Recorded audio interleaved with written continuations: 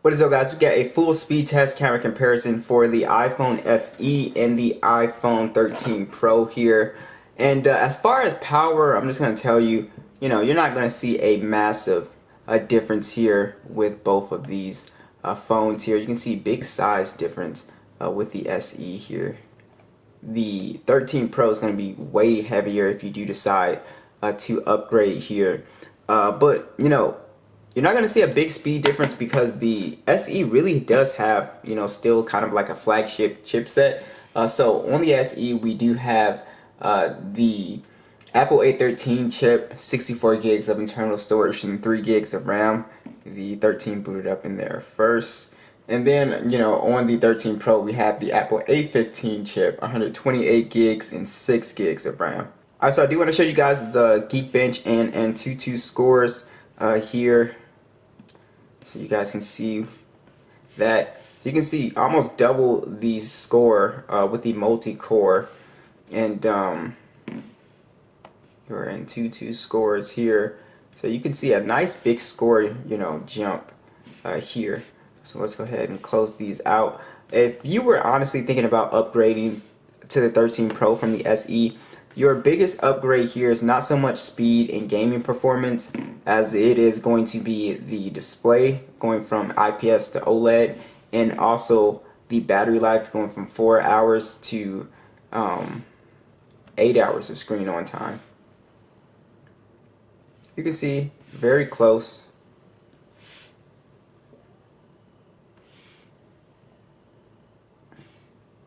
The SE really right behind it. It's not, like I said. Now here's also a big difference that you guys will notice here is when I'm scrolling, the 120 Hertz on the 13 Pro feels silky smooth like butter, and on the SE, it's still smooth, but it definitely does not feel anywhere smooth. It actually, it gives off the kind of feel like it's choppy kind of, or just like really slower.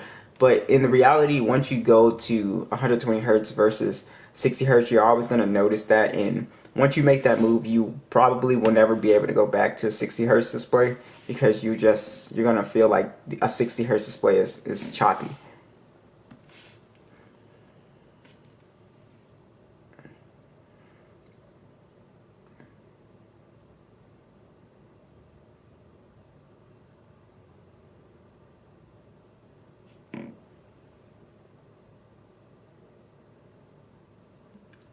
We can see, so not too crazy of a difference here. I do want to see how multitasking is going to work out with the extra RAM.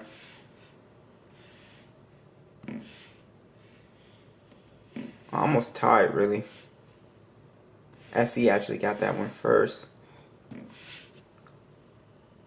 Also, another thing to upgrade with is I think cameras. The SE, the only issue with the cameras is not so much image quality as in just it having just that one lens. So there's no ultra wide, there's no 3x telephoto. It's just one lens. So it was already kind of dated as far as cameras when Apple decided to reuse this iPhone 8 design.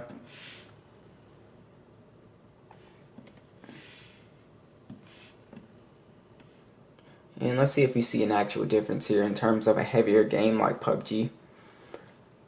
Let's see if we can see an actual speed difference.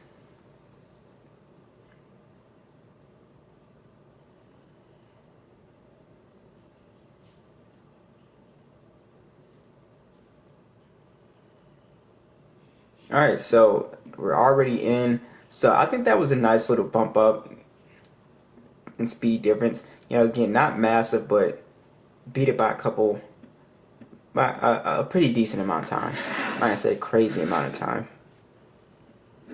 As far as graphic performance, one thing about the SE is that you can pretty much play any game max settings. You can see the same graphics. If I wanted to go to Ultra HD on both, I can do that as well. So we do have that. And no, you do not have a 60 FPS option yet on the 13 Pro here.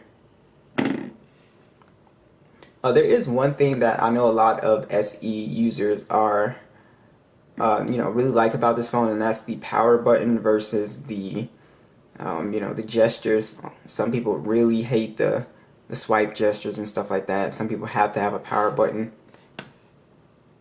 And also, if the size is a concern to you, I would definitely go with a 13 mini instead of the 13 Pro, because you get pretty much the same size. Okay, so we see the SE reloaded that.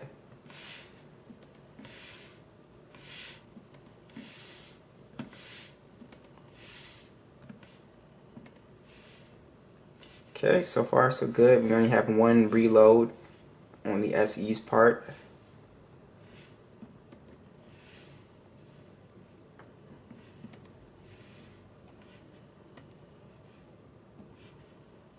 And we have another reload on the SE.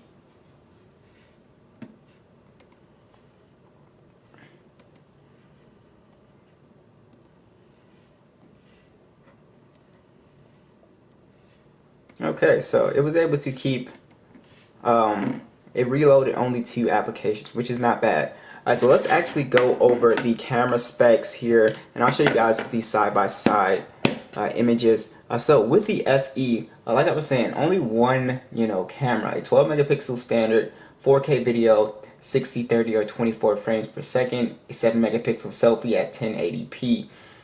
For the 13 Pro, you get a triple camera setup now, and that is a 12 megapixel standard, a 12 megapixel telephoto, and then a 12 megapixel ultra wide, 4K video, 30, 24, and 60 FPS, and then a 12 megapixel selfie that shoots in 4K at 60, 30, 25, or 24 FPS. So I'll go ahead and let you guys see those images in the video.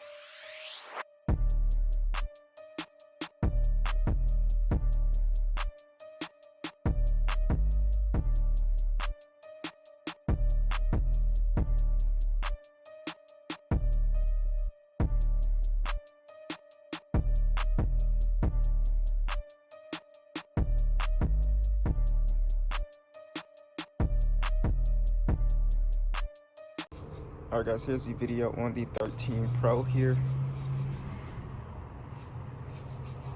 I do have a 3x.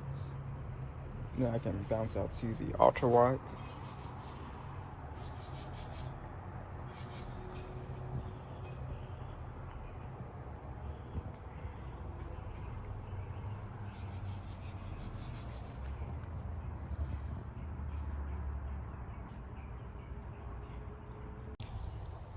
Alright guys, here's the video on the SE.